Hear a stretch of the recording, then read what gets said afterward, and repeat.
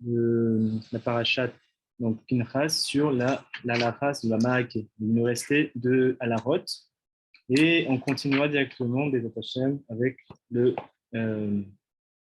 l'histoire, donc le Megillat Ruth, commenté par le Ben Ishraï. Donc on aura un peu plus de temps pour travailler, ou pour avancer en tout cas sur le livre de Ruth. So we're gonna continue and finish the halacha of about the ma'akeh, the protection that we put on the roof. It's in the parashat Pinchas Shana, second year of Ben Ishchai. And then we continue and we try to go forward inside the Sefer, the book of Megillat Ruth, commented by Ben Ishchai, Be'ezrat Hashem. Shalom, shalom. So I'm going to share the link, not the link, the screen, so that we have the same text. So I think we finished the halacha 16. Yes, we did it. And then now we are in the halacha 17. Donc on est maintenant à la halacha 17. Alors.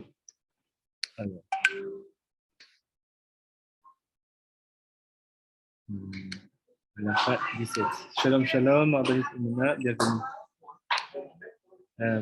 Donc on continue, on a bientôt fini la halacha sur la halacha sur la Ma'akeh de Parashat Pinchas. On va attaquer la semaine prochaine la Parashat Matot. Donc on est à halacha 17. Donc il dit comme ça, le Ben Ishraï. On ne mangera pas un aliment dans lequel a mordu un rat ou un chat, et on ne consommera pas le cœur des animaux. On n'abusera pas d'olive. On ne boira pas l'eau utilisée pour la toilette, et on ne se lavera pas les pieds sur l'un par-dessus l'autre, et on ne mettra pas ses effets sous sa tête. Alors, il y a beaucoup de choses. Tout cela étant mauvais pour la mémoire. Ah. Alors, c'est quoi le lien entre la mémoire et toutes ces règles, on va dire ces interdictions? Alors, on pourrait s'arrêter pour chaque point, effectivement. Peut-être qu'on peut s'arrêter. Non. Parce que chaque point est important, mais je vais juste traduire déjà en anglais pour les anglophones, même s'ils ne sont pas encore là, les attachés. Donc, il said, halacha 17. We will not eat food that have been that were a mouse or a rat or a cat bite on it. We are forbidden to eat the heart of animals, and we have to be, let's say, careful when we eat olives because, and we will see, we continue, and we were not allowed to drink water that have been used to the toilet. We are not allowed to wash ourselves, to wash our feet one on top of another, and we will not put our stuff under our head. And he said, all this is bad for the memory. And as I said in French, all those points we can take time to explain every one of those halachot and then connect it to the memory. What is memory? It is zachor, it's in order to remember. But we will continue, and Be'ezrat Hashem, later we can go back to those points. But let's just read the halachot from now. On ne passera pas non plus entre deux chameaux, entre deux femmes ou entre deux chiens, mais seulement lorsque ceux-ci se trouvent en face l'un en face de l'autre. En face l'un de l'autre, et uniquement lorsqu'on est seul. So here he said also that we are not allowed, we try to avoid to go through two camels or to two women. So it's this halakha for men, We try to be careful about this here in Bosnia Kadisha, not to pass between two women, because basically, maybe just to explain really fast, we know that except the wife, all the women that we are seeing outside have the statue of Nida for the men. So and we know also that there are many halachot according to the woman that is in Nida when she have to work on the street. So if now there's two women that go from in front of us of one man, and he had to pass through, we know that on the commentary of Ramban in about the fact that Rachel didn't stand up in front of his father, and she said that she was Nida. In there, the Ramban, not Maimonides, Ramban said that we know that the avir, the atmosphere around a woman who is Nida is really bad. It's because it's too matmet. Because when we have blood, when the woman have blood, she lost a potential life. So disease means there is death, and we call it tumat death, tumat met, which is the impurity of death. And because of that, we know that if we pass through two women, we are surrounding the man will surround himself of tumat met, and it's not good, and it will attack the tselem, the makifim of the man. So maybe let's go back to see how it works. What is the tselem and why it will attain the memory? Maybe let's take this time to explain les attachés. Donc en fait, ce que je disais, donc je pense en français, c'est que on sait qu'en fait, il y a un Ramban qui commente le passage où Rachel Imenu ne voulait pas se lever devant son père Lavan parce que justement, son père cherchait le statut d'Avodah Zarah, mais qu'elle a dit non, je ne peux pas me lever parce que je suis Nida, je suis en période de menstruation. Et de là-bas, il y a eu Ramban qui explique beaucoup de choses concernant la loi sur la femme qui est Nida. Et une des points où il expliquait là-bas, c'est que l'atmosphère qui entoure une femme qui est Nida, c'est une atmosphère de Tumat Met. Cette atmosphère-là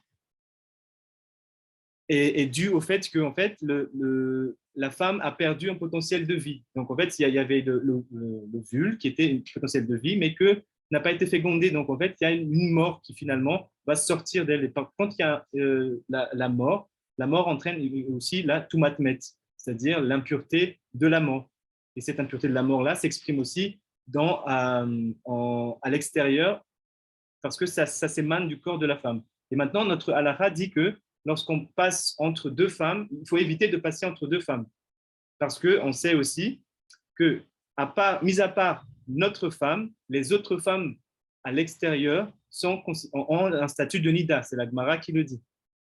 Donc, quand on passe au milieu de deux femmes, en fait, l'homme va s'entourer de la tumat met. Il faudra faire généralement un nikvé. Mais il y a d'autres choses aussi qu'on peut faire. Mais maintenant, on va aller plus en détail. Qu'est-ce qui se passe? C'est quoi le lien maintenant avec cette mémoire-là? Le fait que toutes ces halachot-là vont atteindre la mémoire. Donc, on sait que l'homme, le juif, on va parler du juif parce que c'est le sujet pour expliquer la chose, mais c'est sûr qu'il y a aussi les umotolam, les autres peuples ont le même système à peu près. Donc, on sait que l'homme, on dit dans la traduction, est fait à l'image de Dieu. B'Tselem Elohim. We know that a man or a Yehudi or a Bnei Israel is made out from the image of God. And what is the term that we in Hebrew that have been used to say this is the word tselem.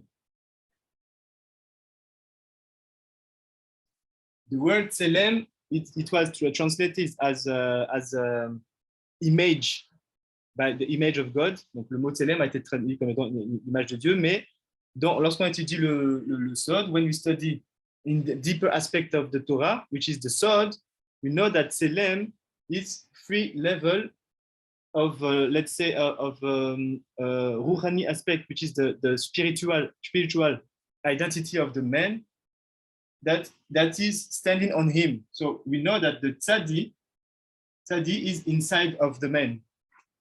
It stays inside of the man.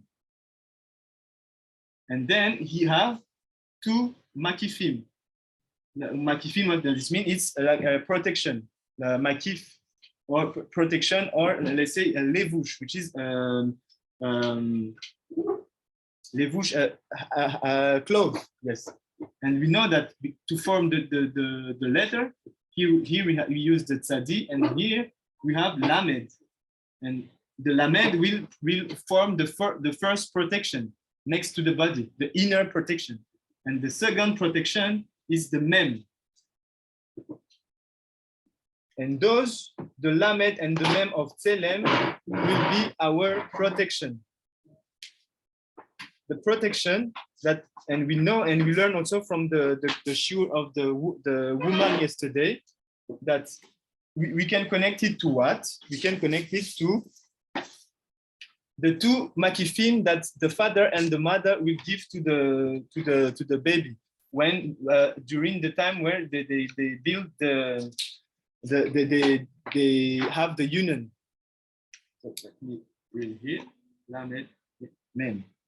So we know that this part, the lamed, it is the mother who give it when there's the yichud, which is the union, and the main part, et le même part,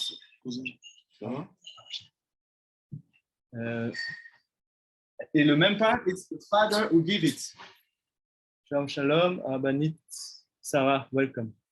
Donc, on sait qu'en fait, le tselem Elohim se forme ainsi, et que, comme on avait vu dans le cours de hier, dans le cours justement des femmes, on sait que le lamed, c'est-à-dire la protection ou l'habit intérieur, c'est la mère qui le donne.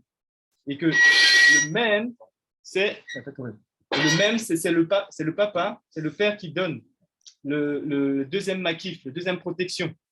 Et on sait que en fait, le mispar katan de la valeur numérique de chaque de ces deux-là, de lamed et de mem, lamed c'est 30, gematria 30, lamed is gematria 30, and mem is gematria 40, yes.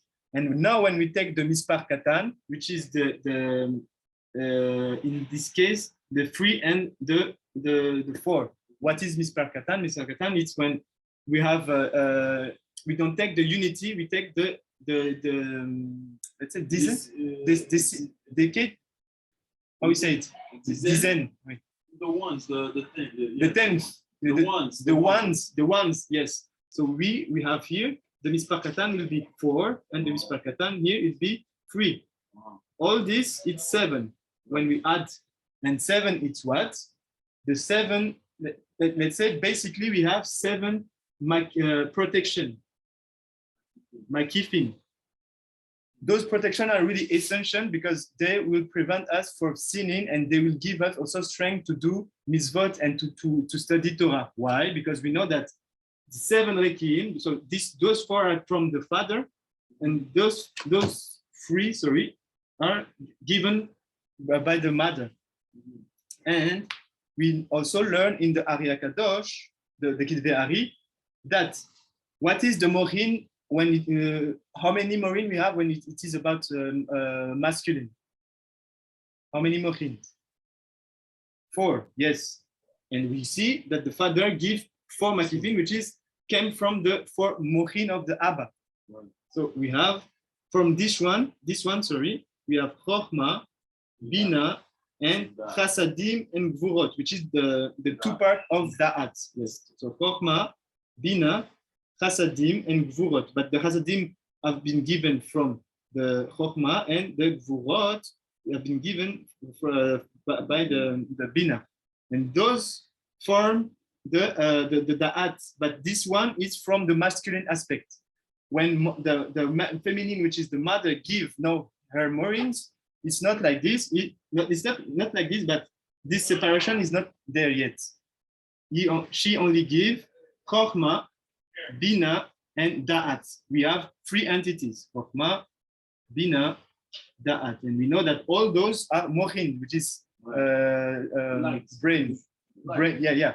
But here, why I say brain, because I want to explain why some halachot here that the Ben Ish Chai said will provoke a memory loss.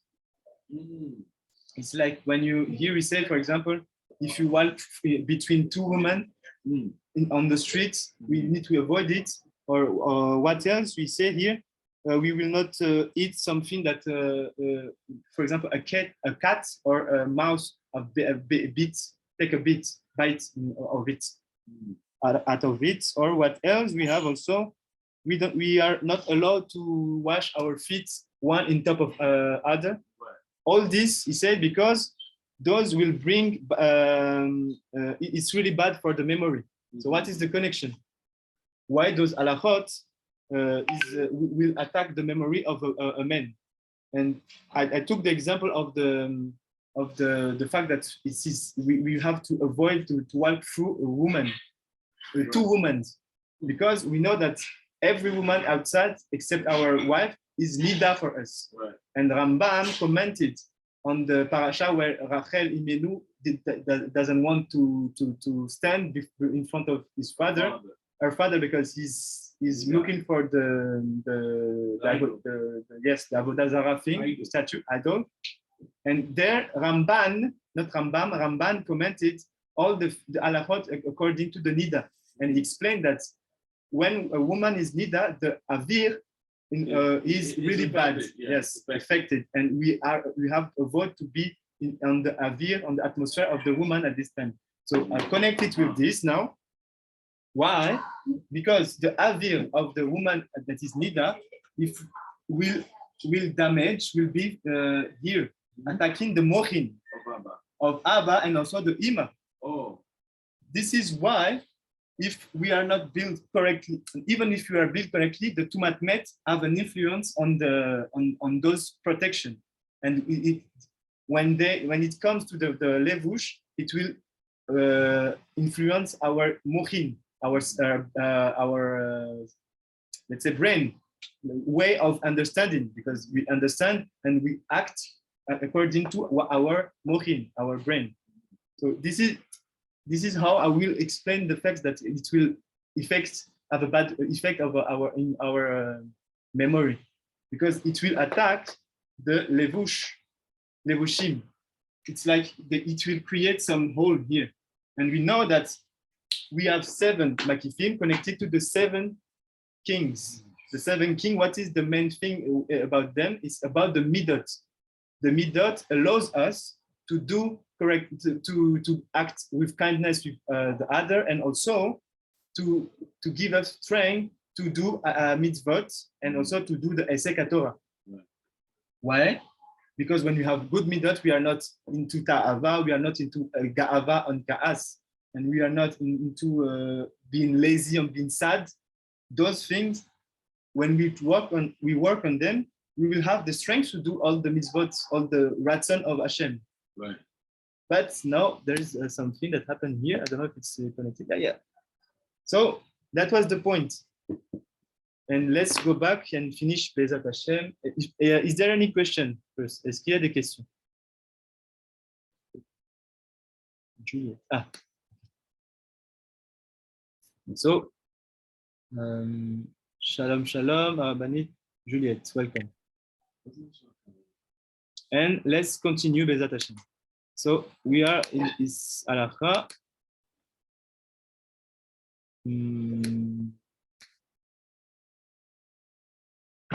Here.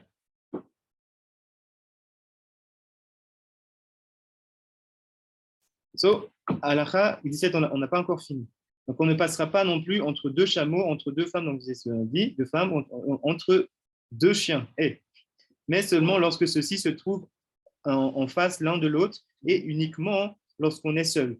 Si on marche aligné sur un autre homme, cela n'a pas d'importance. So he said it, but if we walk behind or on line with a man, it's not bad because the man doesn't have any tumatmet. He doesn't have the nida. Il me semble également que si l'un des chiens se trouve sur une marche, que le second est à même le sol et que la marche est plus haute que le dos du chien qui est sur le sol, cela n'a pas d'importance. So here he goes to the really good details. We know that there's what is Caleb, all the notion of Caleb, there's sod behind, but let's just read the halachot and go directly to the main limit, but because I don't have many time. But he said here, Ben Ishchai seems to say that if there is the dog that stay on the stairs, one step of the stair, and the second dog is on the ground, the ground level ground, yeah, the ground level, and that the back, let's say, and where this dog that in the ground level, his back is higher than the stair where the first dog stands. In that case, it's not a problem. There's no problem to avoid to walk through the stairs. Why? Les attaches. Et il en est de même s'il s'agit de deux femmes. And it is the same. If it's two women. So it's really weird because here Ben Ishchai connected dogs, Kelev, and a woman. You know. Also, there's sod behind, there's secret behind, but let's take information. D'autre part, si un espace de plus de 4 coudées les sépare, cela n'a pas d'importance. And he said that if between a man and a woman that is worked in front of him, there is 4 amot, it's a measurement, it's not a problem. And maybe let's also stop here, because this one we can have some, let's say, hint, simple, basic explanation. Let me just take picture and I think it's correctly. Yes. Donc là, on va juste se remémorer les clés que Avipinas nous avait données. C'était dans, toujours encore une fois, Kitvé Hari. C'est quoi les 4 amot? Comment ça se fait que le Ben Ishchai, la halakha dit qu'on peut marcher derrière une femme maintenant s'il y a 4 amot. C'est quoi 4 amot? Qui c'est qui peut me dire? Yeah, c'est équivalent à 2 mètres. Oui. Yes. Oui, non, pas de 2 mètres, c'est ce que je voulais dire. Exactement ça. Mais alors, du coup, concrètement, ça veut dire quoi? C'est que si la personne devant un homme marche à moins de 2 mètres, donc, mais comment ça se fait? En fait, ce que je veux dire, c'est que comment ça se fait qu'à 2 mètres, c'est bon? C'est où 4 amot? Alors. Non, quelqu'un voulait parler? J'ai dit, c'est une bonne question, je ne sais pas. Est-ce que quelqu'un a une idée? Moi, j'ai une question juste par rapport au fait que dans la halakha du Ben Ishchai, il y a écrit que si un homme marche, tu m'entends? Il y a un problème de micro. Est-ce que tu peux écrire dans le... Je vais essayer de lire. Si tu peux juste écrire la question de ta chaîne. Mais du coup, je vais commencer. En fait, on avait appris dans le Kitvé Hari, c'est quoi ces 4 amot? Et il faut que je trouve la référence. Mais c'est écrit là-bas, dans les Kitvé Hari, que quand on est ici, donc là, c'est un point de vue de dessus. Ça, c'est un homme. Et là, il y a une femme qui, on va dire, qui marche devant lui. les 4 coudées, ça correspond. Attendez, parce que les stylos sont en train de rendre l'âme. Oh, les 4 amot, en fait, il faut comprendre derrière ça les 4 lettres du nom d'Hachem, Yudke Vavke. Yes, exactly. Donc en fait, c'est quoi la kavana que le Harizal nous donne? En fait, il faut que l'homme qui marche derrière une femme, il faut qu'il ait 4 coudées. 4 coudées, c'est les 4 lettres de Yud, Ke, Vav, Ke. En fait, il faut s'efforcer quand du coup, quand on marche dans la rue, de toujours voir là où les yeux se posent, de mettre entre ce qu'on voit et nos yeux, s'imaginer Yud, Ke, Vav, Ke. C'est une kavana qui nous permet en fait justement de faire une sorte d'écran kadosh, d'écran qui est sain. Et c'est ça en fait oui, il y a une question. Alors, il y a 3 directions, pas 4, il y a 3 directions. Donc déjà, ce qui est devant nous, il faut s'imaginer Yud, Ke, Vav, Ke. Ensuite, à notre droite, Yud, Ke, Vav, Ke, et aussi à notre gauche. On n'a pas besoin de regarder Pas derrière. parce que tu es déjà devant, tes yeux sont devant. Tu n'es pas censé te tourner aussi. Hein? On n'est pas censé se tourner. Exactement. On doit marcher tout droit. Et Vav, et donc en fait, ça, dès qu'on sort dans la rue, c'est aussi valable pour les femmes. C'est une protection en fait pour ne pas être tenté de regarder des choses qu'il ne faut pas regarder. Il va encore parler d'autres situations où il faut éviter de regarder, mais pour pouvoir justement déjà se protéger au maximum et d'avoir une sorte d'écran, c'est toujours essayer de s'imaginer Yud, Ke, Vav, Ke devant, Yud, Ke, Vav, Ke à droite et Yud, Ke, Vav, Ke à gauche. En pratique, non, c'est pas. En pratique, dans les bus, comment vous feriez vous ça? Quand c'est plein. Yes. En pratique, il faut avoir la capacité justement d'imaginer Yud, Ke, Vav, Ke toujours et d'avoir en fait Yud plus loin He, plus loin Vav et plus loin He. Si vous arrivez à faire ça et que justement, vous savez maintenant que devant vous, il y a le nom d'Hachem ineffable et qui est Kadosh, normalement, si vous êtes conscient de ce que vous venez de faire, vous ne poserez pas vos yeux n'importe où. Et c'est pas et aussi, même si Chas Shalom, maintenant il y a quelque chose, parce qu'on ne peut pas maîtriser ce qui va se passer autour de nous. S'il y a quelqu'un maintenant, Chas Shalom, qui est nu, qui court, au moins on s'est protégé de ça. Et ce nom-là nous protège aussi surtout. C'est comme Shiriti Hashem Negditami, de toujours imaginer le nom de Dieu. Non, c'est comme Shiriti Hashem Negdi, Voilà. Dans la pensée. C'est toujours Hashem avec nous. Exactement. Exactement. Et là où on pose les yeux, il faudrait avoir toujours ce nom-là. Ça nous protège. Donc, la question de la Rabbanite Sarah, donc c'est Sarah Gerabi. Pourquoi, selon la halakha, si un homme est devant et que donc on ne fait que suivre et et que tu fais que suivre et que tu passes entre deux femmes, c'est OK. Alors que quand tu es seul, ce n'est pas OK. Et pourquoi la femme est placée entre le chameau et le chien?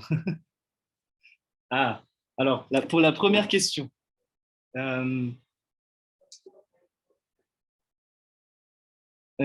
si j'ai bien compris, la question c'est pourquoi c'est OK qu'on passe entre deux femmes? La halakha dit justement que ce n'est pas OK, qu'il faut éviter de marcher entre deux femmes. Non, relis la phrase, ce que tu as lu dans ce que tu as partagé. Il y a écrit si un homme devant et que tu fais que le suivre, c'est OK. Un homme, c'est bon. Parce que si un homme devant et que tu es entre deux femmes, dans le contexte où il y a deux femmes, alors c'est OK. Si tu es juste entre deux femmes seules, c'est pas OK. Pourquoi le fait qu'il y ait un homme devant rend la chose OK? Alors, la phrase, attends, je vais juste relire du coup la phrase pour trouver. On ne passera pas non plus entre deux chameaux. Non, c'est avant ça ou c'est après? Si on marche aligné sur un autre homme, cela n'a pas d'importance. Oh, OK, voilà. Mais seulement lorsque ceux-ci se trouvent en face l'un de l'autre. Donc, c'est entre deux femmes. OK. Et uniquement lorsque l'on est seul. Si on marche aligné sur un autre homme, cela n'a pas d'importance. C'est une bonne question. Alors moi, j'aurais pensé j'aurais répondu avec ça. C'est-à-dire que il faut s'assurer que l'autre personne, j'imagine, l'autre personne, donc la personne l'homme qui est en face, dans lequel on marche derrière, il ait les mêmes cavanotes. Du coup, si maintenant ça c'est le premier homme, ça c'est nous. Bon, on a aussi les mêmes protections ici. Et maintenant, peut-être que ça ce serait à vérifier, hein, mais j'aurais répondu comme ça. Que maintenant, il n'y a plus d'importance parce qu'il y a une protection devant ici déjà 3 et nous aussi on se fait une protection. Et donc les deux femmes. Bon, le premier, il va prendre tout, mais nous, en tout cas, dans notre sens, on a déjà, on va dire qu'on a déjà une double protection, la nôtre et celui de l'autre en face. J'aurais répondu comme ça pour la première question, mais à vérifier encore une fois. Et le deuxième, et pourquoi la femme est placée entre les chameaux et les chiens. Ça aussi, pareil, je ne sais pas pourquoi le Ben Ishraï ramène comme ça dans la halakha. Il faudra que je demande à Rabbi Pinras et je vais rapporter sa réponse, les attachés. Merci pour les questions. C'est toujours moi, dans la soirée que je m'a donné. Chaque fois on marche ensemble, à chaque fois on marche ensemble, il y a deux femmes et il peut passer très vite. Il met sa main sur mes épaules parce que tu peux mettre ta main avec coller avec notre produit et tu traverses. Et là, c'est plus fort. Ouais. Tu mets ta main sur une autre juif et tu peux passer. Alors, peut-être que ça peut rejoindre l'explication, c'est que, alors, Rabbi Zohar rapporte quelque chose qu'il le fait souvent. Il disait que quand il marche et qu'il y a deux femmes qui marchent trop vite, il s'accroche à son ami qui est juif, peu importe, ou c'est un autre juif, mais il faut qu'il s'accroche à lui. Et là, ils peuvent passer entre. Ça y est, c'est une halakha. Enfin, une manière de faire, en tout cas. C'est la massorette qui m'a dit. C'est une massorette qu'il a reçue. Donc, je pense que vraiment, le fait qu'il y ait deux hommes, je pense que c'est pour combiner les protections qu'ils ont pour pouvoir passer entre les deux femmes. Ou peut-être pour être aussi équilibrer le nombre. Je ne sais pas, il faut que je creuse. Mais merci pour la question, c'est une très bonne question.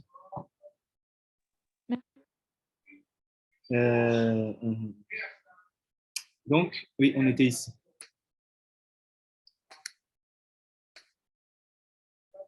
Oui, on a fini la page et on est là maintenant. So we are here now. So il dit comme ça. Et la Tzava'a du Testament de Rabbi Yehuda HaRassid nous apprend qu'il ne faut pas détruire un four ou une cuisinière pour se servir de leur emplacement, qu'on n'obstrue pas complètement, une porte ou une fenêtre, qu'on ne couvre pas des excréments avec de la cendre chaude et qu'on ne met pas chez soi une poule à couver des œufs. Donc ça, encore, so in English, he said like this. In the testimony of Rabbi Yehuda HaChassid, we learn that it is prohibited. It's not good to destroy oven or comment on dit cuisinière?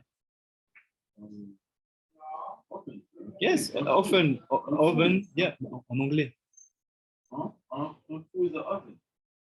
Yes. Oven or stove? Yes, but cuisinière en anglais.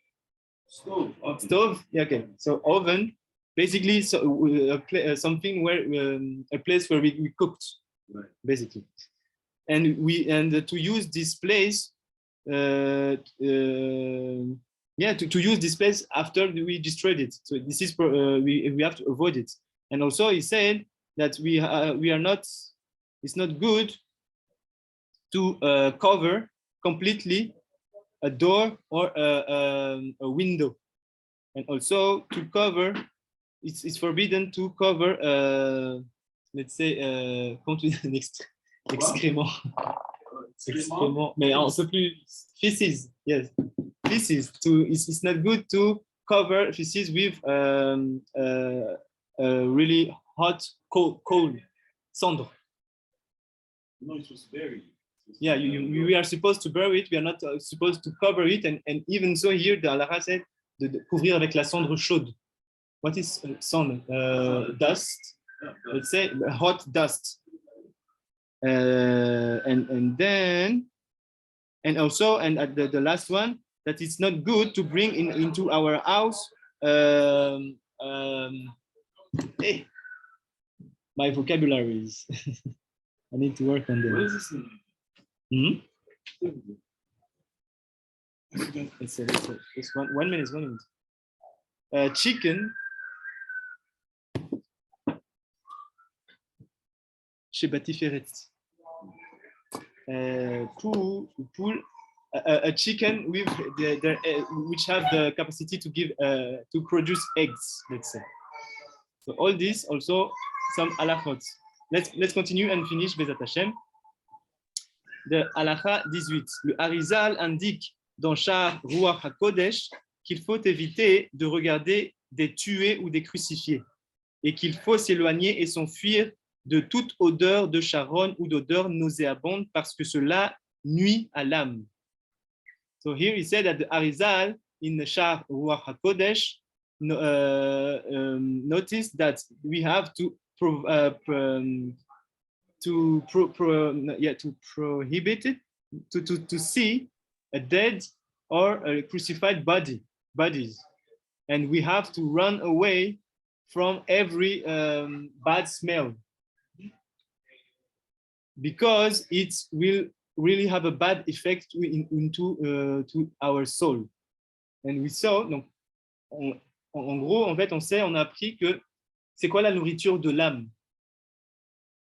La nourriture de l'âme, c'est l'odeur, c'est le bessamim. C'est pour ça qu'il est bien de faire le bessamim, par exemple, à Shabbat, mais même de tout temps. Après avoir fait Birkat Hamazon, ici, on sait qu'il y a une masora où, dès qu'on finit Birkat Hamazon, parce qu'on a bien mangé, on va prendre de la bessamim et on fait la bracha boré atse, enfin, peu importe ce qu'on a, mais là, on a atse, par exemple, atse, bessamim. Parce qu'on a nourri notre corps, mais il faut aussi nourrir notre âme avec de bonnes odeurs. Et ici, la halakha nous dit de vraiment éviter de respirer de mauvaises odeurs, parce que c'est comme si on nous donne, de shalom, de la mauvaise nourriture à notre âme, à notre corps. C'est comme si on mange du poison. Le poison, ça peut tuer notre corps, mais aussi ici, dans ce cas précis, la mauvaise odeur peut aussi endommager, voire, alors, on ne peut pas tuer l'âme, mais l'âme va nous quitter. De shalom. Il va s'éloigner de nous. Et ça, c'est pas bon signe quand de shalom, l'âme s'éloigne de nous.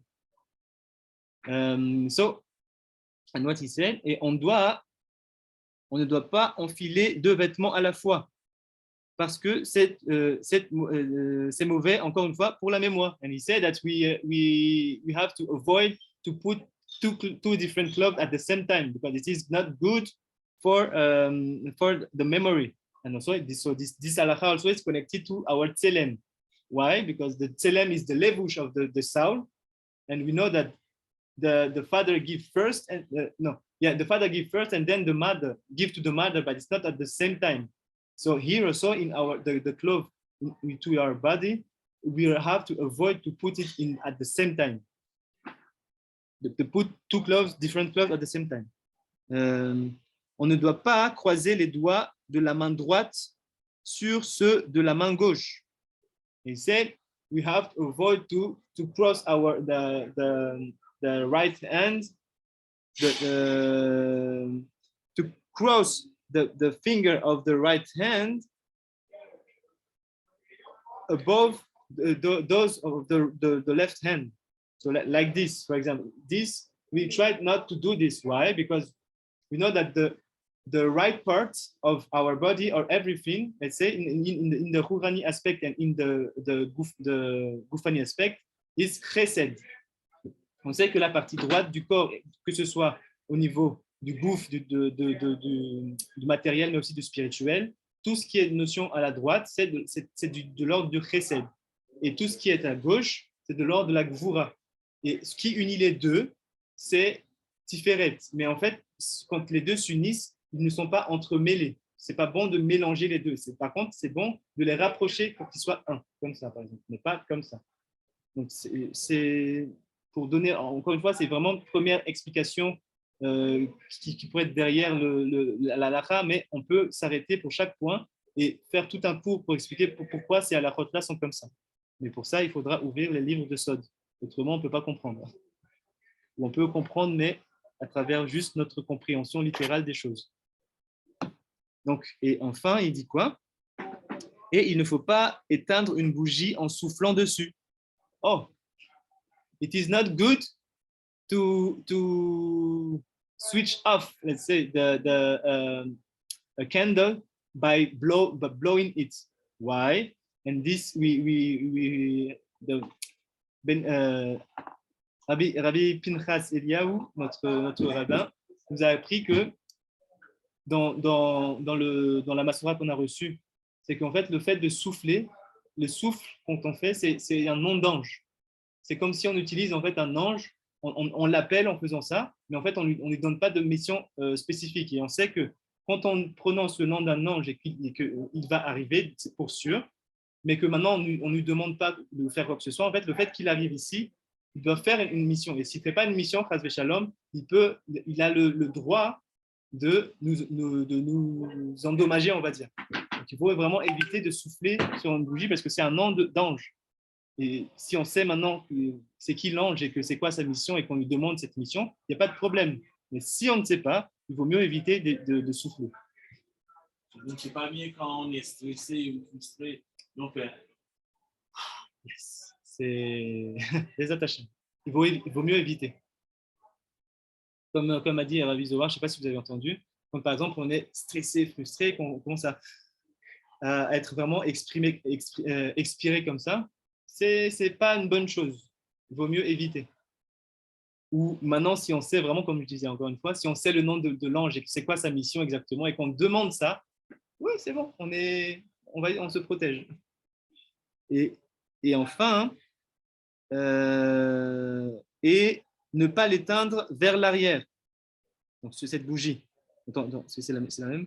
Il ne faut pas éteindre une bougie en soufflant dessus et il est bon de s'habituer à étendre ses bras vers l'avant et pas les étendre vers l'arrière. Et on s'en trouvera bien.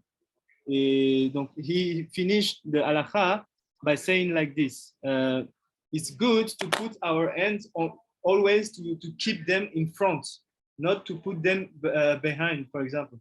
And I remember when we learned this halakha, Pinchas also quote when, for example, old men, when they walk on the street, they put their hand at the back. It's not a good thing because the back, it's next to, let's say, the balpeo. It's on the back, and we want our hand to be always in front of us, which is let's say that the face in front, let's say, is the domain of the kedusha. The back is the domain of klipa, and we don't want our hand to be fulfilled by klipa. If we don't know how to handle the klipa, one who know how to handle the klipa, we can do. But generally, when we don't know how to handle the klipa correctly, we have to try to put our hand always in front. Ok. Donc voilà sur la halakha, sur le ma'aké. Donc en fait, on voit ici aussi, pour conclure, c'est que la ma'aké, c'est quelque chose qu'on applique sur la maison. C'est les barrières qu'on va construire au-dessus des toits et aussi devant les fenêtres. Par exemple, quand la fenêtre se situe en élevé. Mais ici, on voit qu'en fait, Ben Ishraï connecte plein d'autres halachot, mais qui n'a même plus rien à voir avec la maison, mais aussi surtout sur la personne, sur le gouffre. Et on sait que en fait, la maison et le gouffre, c'est les mêmes notions. On peut aussi appeler notre corps bête, une maison. Et comment on apprend ça? C'est que par exemple, quand il y a la lèpre, la lèpre s'exprime d'abord au mur. On voit qu'il y a le mur. C'est qu'en fait, déjà, le comportement de la personne qui vit dedans fait que le mur même peut attraper la lèpre. Et si maintenant il ne fait pas de chouva, cette lèpre-là, ça arrivera où? Finalement, sur le corps. Ça, on apprend dans la paracha. C'est quel paracha? Le mur, ses habits et son corps. Yes. Les murs, les habits et du coup son corps, quand il n'y a pas de chouva. Donc, ça, c'est la connexion. Oui. Il y avait une question. Le micro, je n'ai pas bien entendu. Je ne sais pas s'il y a une question.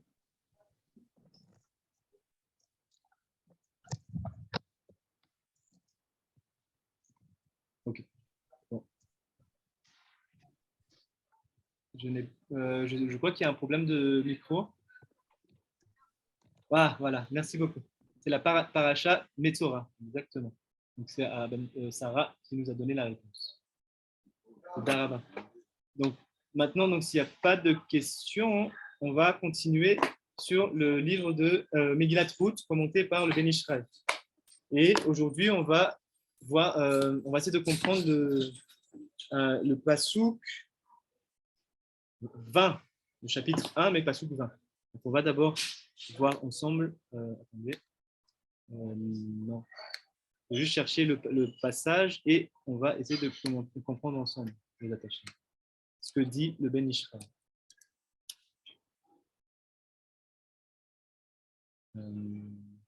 Tu donnes cours aujourd'hui? Non, je ne sais pas. Tu peux, hein? Je peux faire ça pour 15 minutes. Yes. Non, je pose juste la question maintenant.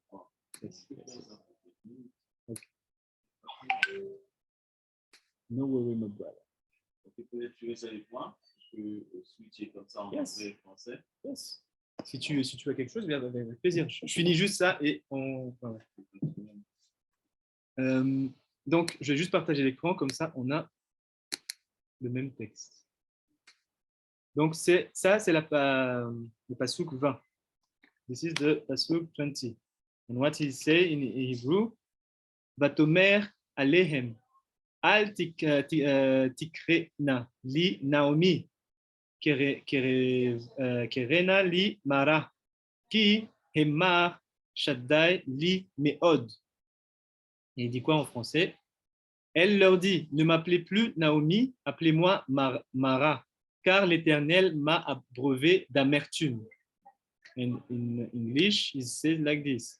And she said unto them, call me not Naomi, call me Mara, for the Almighty hath dealt very bitterly with me.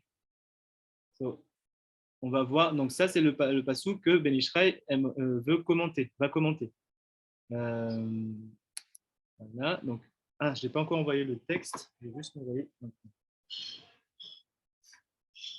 Attendez.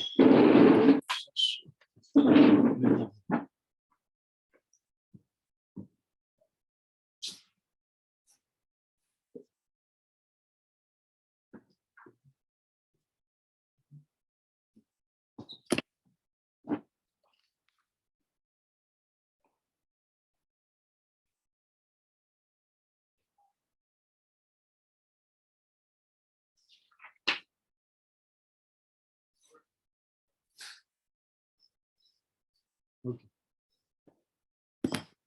Et je vais mettre sur le groupe et on va continuer.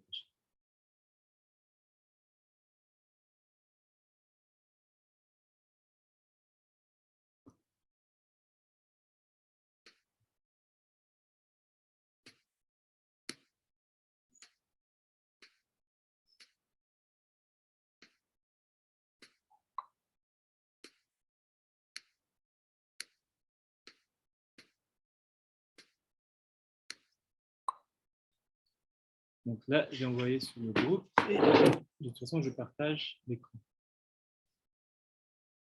Okay.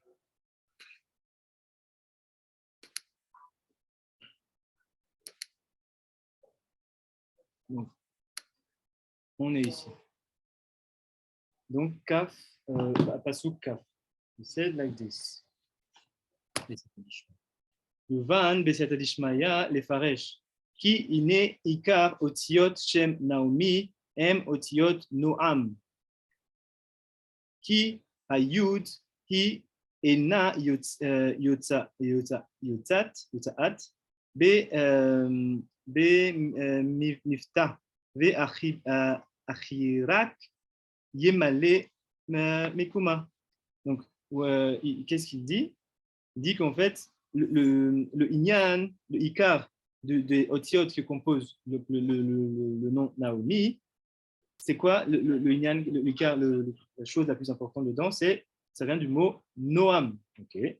Noam, ce qui veut dire quelque chose qui est plaisant, quelque chose qui est agréable, qui est lovely. So he said here that the main, let's say the main idea behind the name of Naomi, the letter of the Naomi, the root is the letter Noam. Noam, which means something which is pleasant. And he said, Ki, ayud, hi, ena, yotza'a, yotzat, be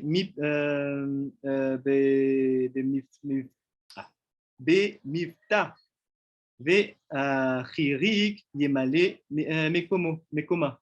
Il dit que pourquoi il a enlevé le yud, parce que le yud ne fait pas partie, on va dire, de l'expression de base, mais par contre, le yud va être complété avec un ririk. Et on avait vu quelque chose, je ne sais pas si... Non, c'est dans les cours de l'après-midi. C'est quoi le ririk? Je posais la question à Rabbi Zohar parce qu'il est avec nous. Qu'est-ce qu'on avait appris sur le ririk? Non, oui, tu peux juste dire autre chose, mais pas le feu. Pas le feu. Donc, alors, aide-moi, c'est quoi le ririk? C'est le khulam. Oui. Et c'est ça aussi qui est relié. La atara. Oui. Donc, ce qu'on a étudié, c'est qu'en fait, le ririk, c'est un point. On sait que c'est un point. D'abord, avant que ce soit un point, c'est le son qui fait i, ririk. Donc, et il y a deux manières d'obtenir le son ririk. Soit en mettant un point comme ça sur la lettre, par exemple un aleph, ça fait i, ou alors en rajoutant aussi un yud avec. Le yud aussi, déjà de base, il a le son i. Il y a une connexion entre les deux. C'est qu'en fait, une lettre et sa manière de le prononcer, c'est-à-dire la voyelle, c'est la même chose. Et ça donne le même son. Et en fait, c'est le seul cas dans les otiyot où on a voyelle et lettre qui a le même son en même temps. C'est le seul. Et on a appris aussi, donc ça c'est les cours de l'après-midi, c'est vrai, c'est que le ririk, c'est connecté à quoi? À la atara, atarat ayesod. Mais la tara, c'est quoi? C'est la couronne. Il y a le yesod qui est là, et la atara, c'est-à-dire le bout ou la couronne. C'est la couronne qui est représentée par qui est connectée par la signe ririk.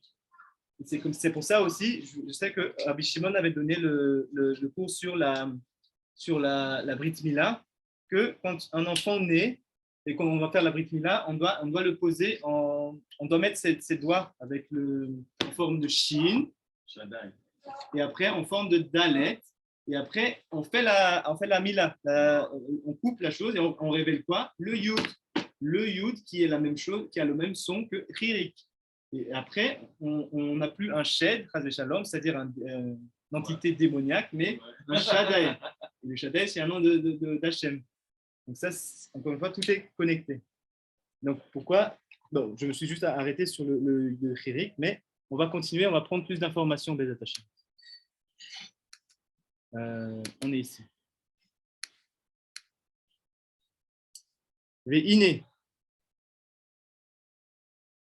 Otiot Noam Yitralfo Be Otiot Mara.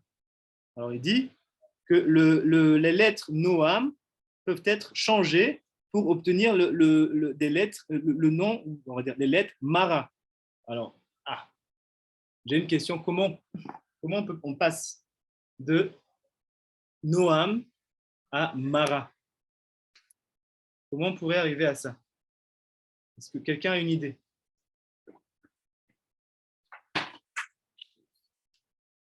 Noam et on passe à Mara.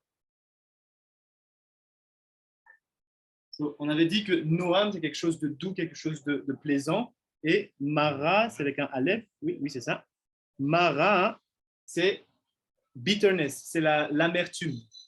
Donc, le Naomi dit, ne m'appelez plus Naomi, parce que Hachem a fait de ma vie quelque chose de très amer. Donc, en fait, la question là, les liens de Benishraï, c'est de comprendre c'est quoi le lien entre Noam et Mara. Comment on peut retrouver, comment on trouve Mara dans le nom Noam? Est-ce que quelqu'un a une idée?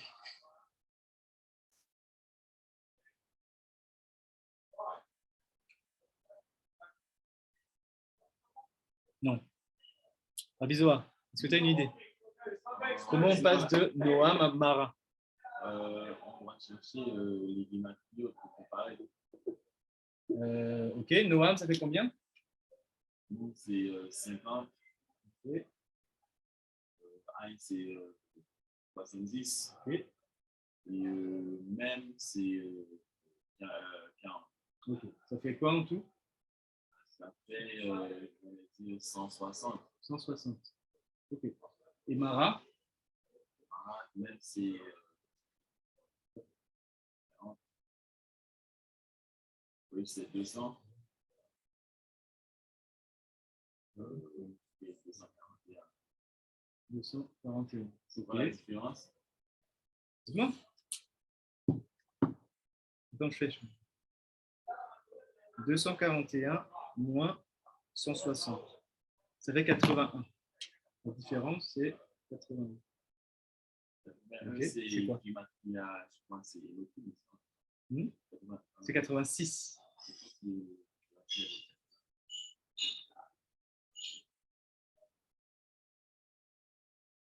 81. 80, c'est quoi? C'est quoi la c'est P. La différence, c'est P. Ok. La P, c'est la bouche. Alors, c'est quoi maintenant le lien entre P et Naomi et Mara?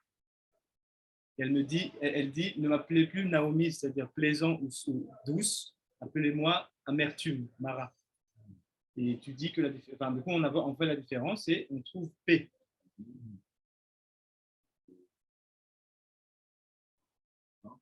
Mara à Noam.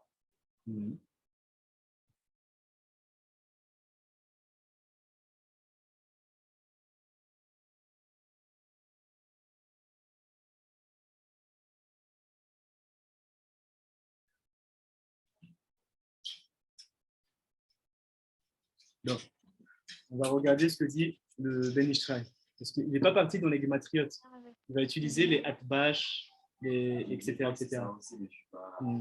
Le P, la lettre P ou P qui est dans la bouche? Alors, le P à lettre P à la guématria, la valeur numérique de 80. Et le Aleph, le 1, c'est Aleph. Donc, en fait, c'est donne P. Donc, c'est le P. Oui, c'est pas le P de la bouche, mais maintenant aussi, même si c'est pas le P de la bouche, on peut aussi trouver, mais d'autres choses. Mais c'est une bonne question. Oui. Là, c'est juste P Aleph. Il n'y a pas de signification complète. D'accord. Donc, que dit maintenant alors le Ben Ishraï? Comment il fait pour connecter ces deux, non, c'est pas celui-là, pardon. Ces deux noms. Et il va utiliser beaucoup de processus qu'on utilise énormément quand on étudie le Sod. Mais on va aller point par point, Bezat Hashem. Donc, il dit Ki ot nun beat bash titralav betet. Alors, regardez, je ne vais plus partager ici, on va faire sur l'écran. Et on va finir sur ça, Bezat Hashem. Donc, il dit quoi?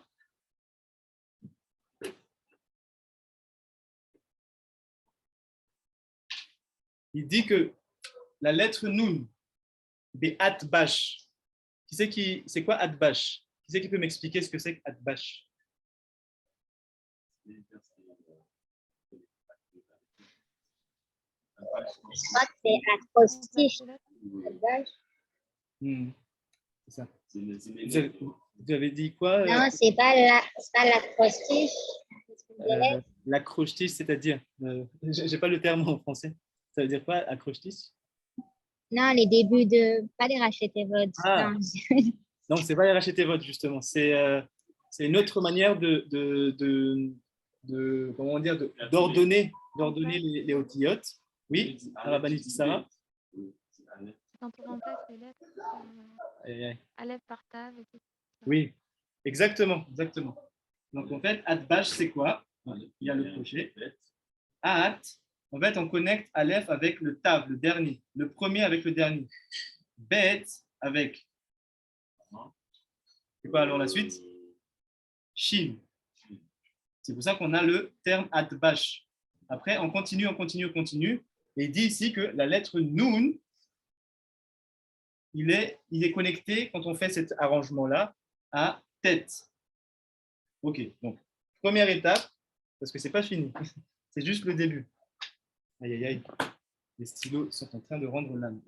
Donc, Beat Bash, Nun, bon, il devient tête. Ok. Et après, il dit quoi?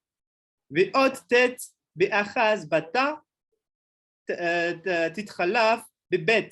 Donc là, on avait ici, Atbash.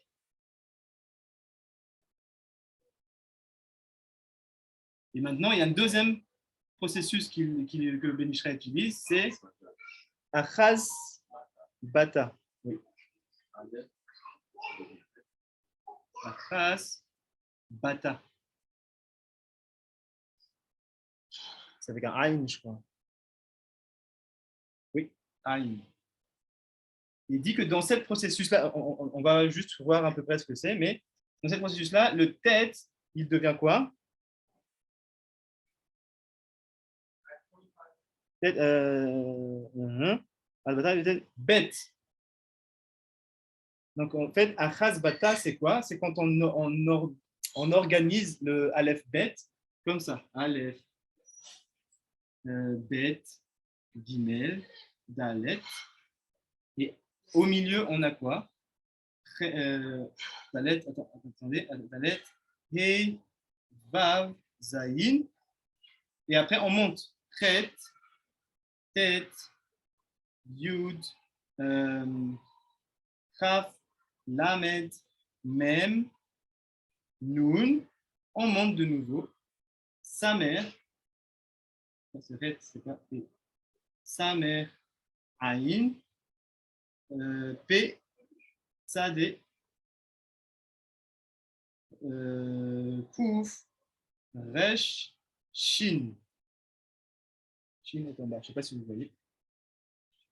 Resh et Shin. Et le Tav, je crois qu'il le connecte avec.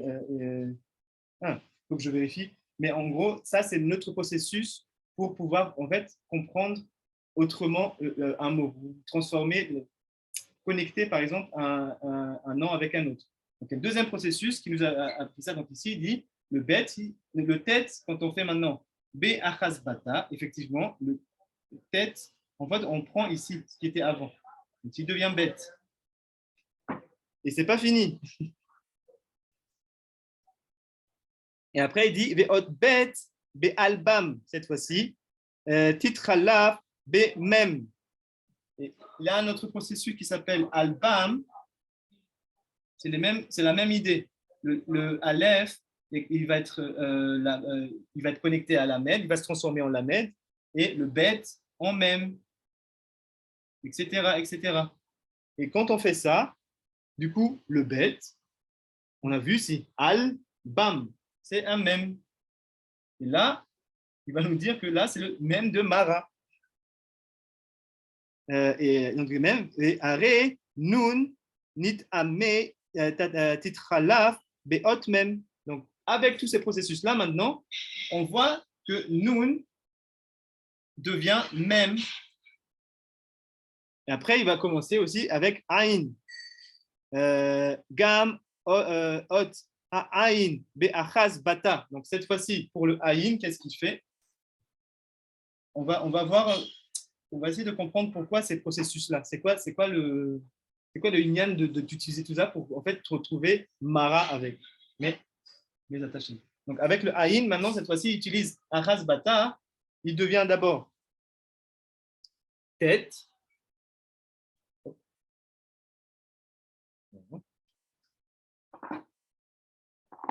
Le rouge marche. Tête. Ve'ot tête, be'albam, cette fois-ci. Donc, il fait là. Titralaf, be'resh. Et après, l'arrêt, pardon. Ah, donc là, il n'a fait que deux processus pour pouvoir trouver le resh. Donc là, on a le même de Mara, resh de Mara, et après, il dit arrêt aïn de Naomi, titralav, be resh de Mara. Et après, il dit gam ot mem, be atbash, de atbar. Ça, c'est notre manière d'arranger. On n'a pas encore vu, mais le processus, encore une fois, c'est le même. Atbar, il est ici. Même, il devient quoi, du coup, dans cette processus de transformation? Titralav, be samer. Et après, samer, ve'ot samer, be achaz bata, titralav, be alef. Voilà. Et là, il dit quoi? Arrêt, même de Naomi, titralav, be alef, de Mara. Donc, il dit, en faisant tous ces deux processus-là, maintenant, le même de Naomi se transforme en Aleph du mot Mara. Le Mara, il est là. Donc, comme ça, il prouve, le Ben Ishraï, avec ces processus-là, qu'il y a une connexion entre Naomi et Mara. Ve'al titma kora Naomi. Et donc, du coup, il dit, ne sois donc pas surpris. Don't be surprised that when we the name Naomi, it chalfot. Attendez, je vais partager l'écran.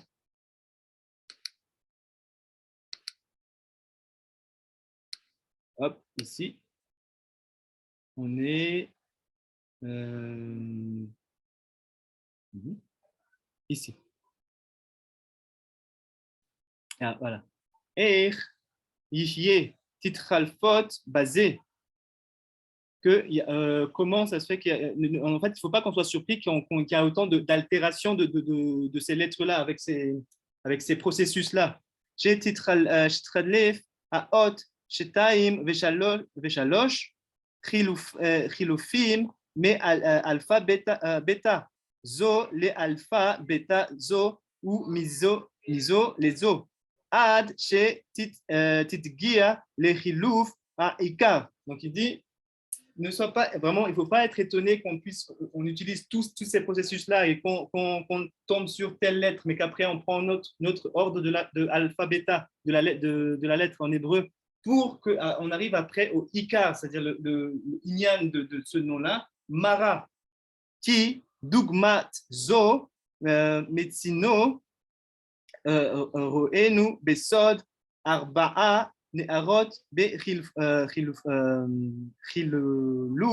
Haotiot, Al Shemotam, Bemiloui, Avaya, Ekeye, Adonai, déroulé. Donc il dit, parce que en fait, ça, ce que le Ben Ishraï explique par rapport à ces processus-là, ça, c'est un exemple qu'on utilise et qu'on peut voir et qu'on peut trouver dans le Sod de 4 rivières. Alors, pourquoi il parle de 4 rivières?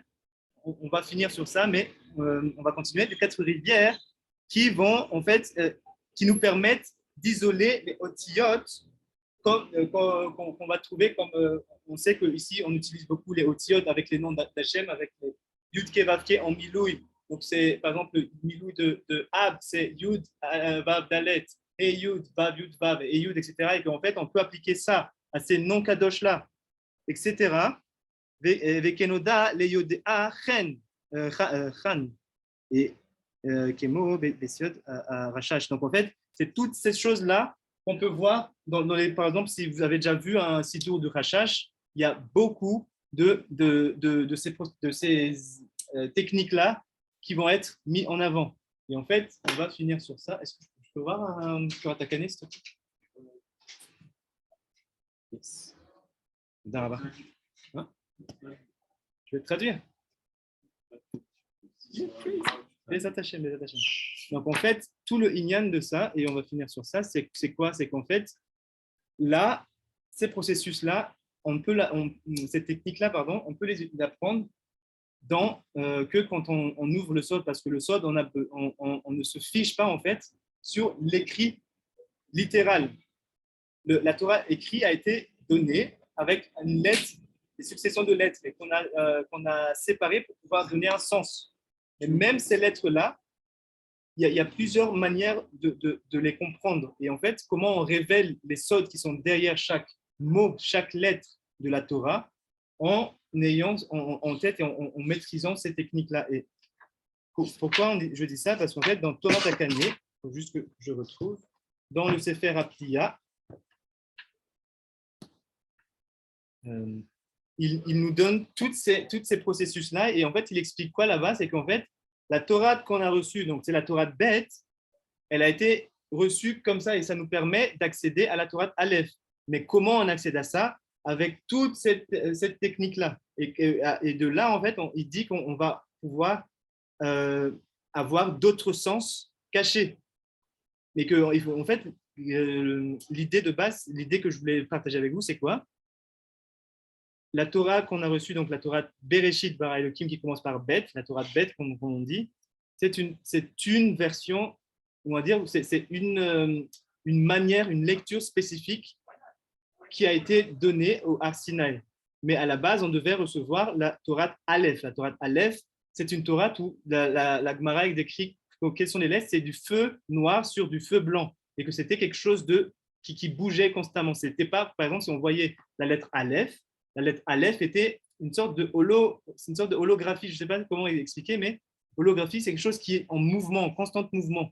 Mais parce qu'il y a eu le Chet Haegel, qu'est-ce qui s'est passé?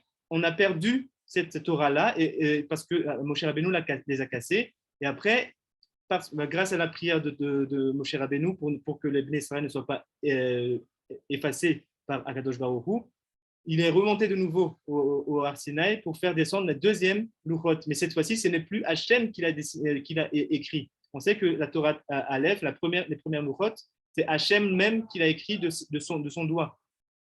Là, comment est dit là-bas le texte pour la Torah de Bet? Pesol Lecha, par les restes, par les... Alors, Pesolet, c'est quoi? C'est les excréments, c'est les résidus, pour ne pas être vulgaire, c'est les résidus de quelque chose. Pesol Lecha, fait pour toi, le deuxième Luchot. Donc, maintenant, c'est Moshe Rabbeinu qui le fait, à partir de quoi? Des Pesolettes. Et c'est pour ça qu'en fait, maintenant, c'est un homme, c'est quand même Moshe Rabbeinu, mais c'est par un être humain que la Torah qu'on a reçue a été écrite. Et que maintenant, les choses ont été figées. Les lettres Bereshit, Bet, Resh, Aleph, Shin, Yud, Tav, maintenant, on n'a que ça. Et qu'on le lit de manière littérale, c'est Bereshit. Mais en fait, quand on ouvre, par exemple, aussi le Zohar, là-bas, il nous dit toutes les combinaisons possibles de Bereshit. C'est Reshit, Bet. C'est Rosh, Yachar, etc. Non, pas Rosh Yachar. Il fait en fait beaucoup de jeux avec les lettres. Et le Ben Ishraï, dans ses halaroth aussi, il joue beaucoup avec les lettres. Il dit, ne lisez pas comme ça, changez la position des lettres pour que, en fait, en gros, tout ça, c'est pour nous déprogrammer du fait qu'on a écrit, on a toujours lu que d'une seule voix. On a lu Bereshit et c'est que Bereshit. On ne peut pas comprendre autrement. Oui. Et vous avez une question par rapport à la Torah de Bet. C'est celle de Moshe Rabbeinu. Un homme, il doit d'abord étudier la Torah de Bet en profondeur et après la Torah Aleph. Parce que là, c'est par Ramot, entre guillemets. Ça veut dire dans la Torah de Bet, c'est en fait l'essentiel de l'homme qui est plus accessible. Et la Torah Aleph, dont vous parlez, par exemple, des Réchit, ou par exemple, Réchit, les prémices et tout ça. Il y a aussi Rashi qui commande comme ça. Ce qui veut dire, c'est qu'après, il faut atteindre un certain niveau pour comprendre le Sod. Je comprends. Alors, j'ai déjà entendu, et on m'a aussi dit les arguments que vous dites. Maintenant, j'ai un souci sur ça, c'est que quand Hachem nous demande d'étudier la Torah, même si c'est la Torah de Bet, Shalom, Shalom, Rabbi Yitzhak, welcome. Rabbi, thank you. Welcome back. Yeah, we missed you. Hey. Mama was sick. I was busy with Mama. It's good.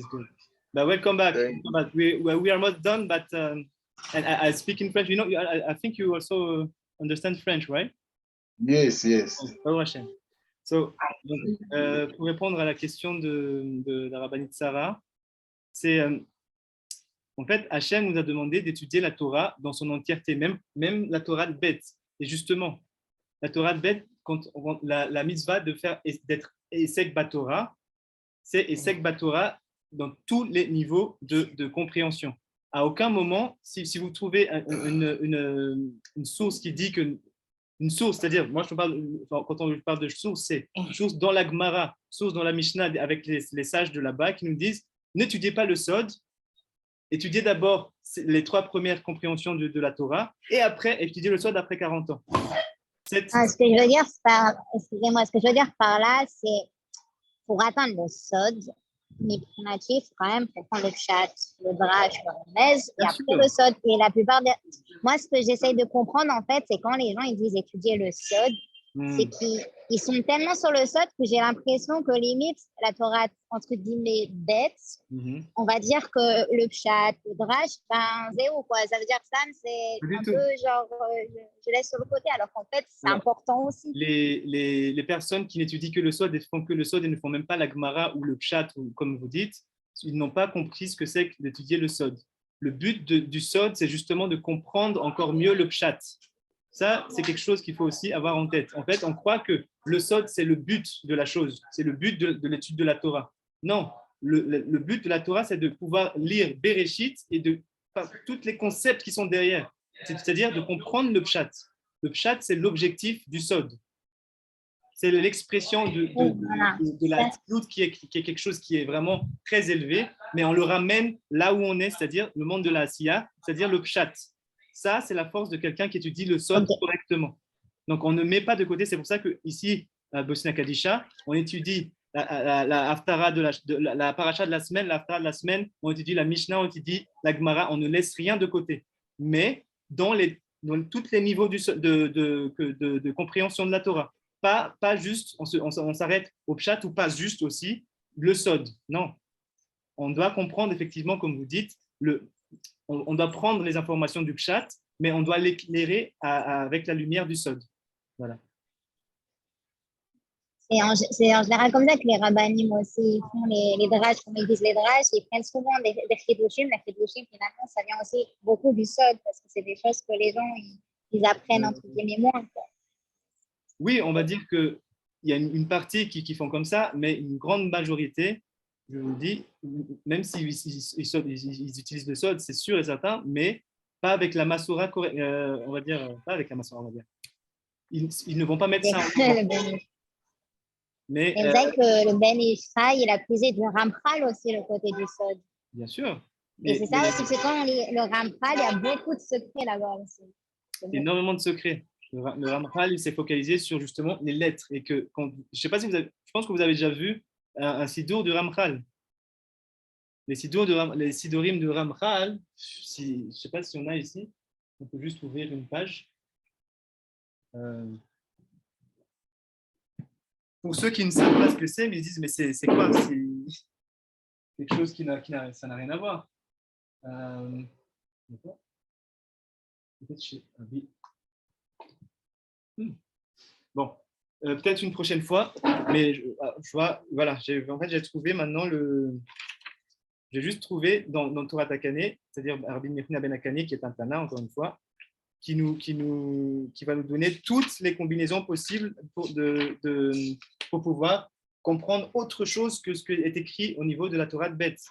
Et c'est ça, en fait, l'objectif, encore une fois, ce n'est pas de se déprogrammer, en fait, pour ne pas être rigide dans une compréhension littérale unique. Le Sod nous donne, en fait, une flexibilité dans la compréhension d'un texte, même d'une phrase, d'un mot ou même d'une lettre. La lettre même, elle n'est pas figée du tout quand on étudie, mais il faut juste que je retrouve. Donnez-moi juste 2 secondes. J'ai pas noté. On peut le lire aussi, Ma'an, qui est le Noam Ma'an. Exactement. Afin que... Déjà, en fait, ça nous permet déjà d'avoir un esprit un peu plus plus souple et non pas justement rigide. Et c'est ça que généralement, c'est les indications des personnes qui n'ont pas l'habitude d'étudier le sol, c'est quand on dit non, non, non, non, pourquoi tu ne comprends pas le sens littéral des choses? Alors nous, on dit oui, le sens littéral est très bien, mais on peut avoir d'autres informations derrière. Ce n'est pas que littéral. Et généralement, quand on est vraiment magnifique dans la littéralité des choses, ça nous donne des indications sur où est-ce que se situe la personne au niveau de l'étude du sol, justement. Mais encore une fois, ça donne des informations, mais on ne juge pas. On n'est pas là pour juger. C'est juste, OK, la personne est à ce niveau-là, et si elle est intéressée à évoluer, on saura exactement comment faire pour travailler avec la personne. C'est juste des indications. En général, dans le fromage, de l'étude du fromage, ils apprennent dans les chivotes, tout ça, normalement, comment étudier les lettres, les inversés, les gammatriotes, en général. Ben, c'est un bon début. Et aussi, ça aussi, c'est une chose qui est très bien. Quand on étudie la Gemara, en fait, pareil, on va dire pour donner du mérite à la Gemara Bavli, parce qu'il y a beaucoup d'avis, et ben, le fait de pouvoir jongler entre un avis et l'autre, ça aussi ça prépare aussi l'esprit, en tout cas, on va parler au niveau de l'intelligence, à ne pas se figer à un avis. Et ça aussi, c'est une bonne chose, encore une fois, pour donner du mérite à la Gemara Talmud Bavli. Mais maintenant, il faut avancer encore plus pour pouvoir, en fait, pour pouvoir après voir le émettre, pour qu'il n'y ait plus de marloquette et pour qu'on puisse retrouver l'état d'avant, comme je vous ai cité par rapport à la commentaire de Ben Ishraï, où avant, en fait, les Rishonim, c'est-à-dire Avraham Avinu jusqu'à la Matan Torah Moshe Rabbeinu, il n'y avait pas de marloquette et il n'y avait pas d'oubli, parce qu'on sait pourquoi on fait les choses. À partir du moment où on sait... Il y avait des gens qui... Oui. Parce qu'il y avait des gens qui nous expliquaient que quand on va voir Moshe Rabbeinu, on sait que ce qu'il nous dit, c'est sûr et certain qu'il ne va pas se tromper, parce que c'est des gens qui étaient vraiment des gdolim. Ça, c'est dur de trouver des gens comme ça. C'est vrai, il y avait beaucoup de gens qui étudient, mais les gens qui apportent de vraies réponses, c'est moins évident. Les vraies réponses ne viennent pas des gens, les vraies réponses viennent des anciens livres. Si je peux vous aider. Et c'est qui ont gardé cette Masorah-là depuis Moshe Rabbeinu et même bien avant. Mais pour cela, il faut avoir le courage de les ouvrir et de s'asseoir et de les lire, de les comprendre, mais aussi de l'appliquer. Parce qu'en fait, généralement, ces genres de livres, à la fin, c'est toujours c'est quoi le Maaseh Naron? C'est quoi le Maaseh Naron? Si les Ashkénazes font ça et les Séfarades font ça, qui c'est qui fait le Maaseh Naron? Si c'est les Ashkénazes, on va prendre le minag des Ashkénazim. On n'est pas là pour dire qu'on est Ashkénaz, on est là pour dire quel est le Maaseh Naron. Voilà. Mais je vais finir là et...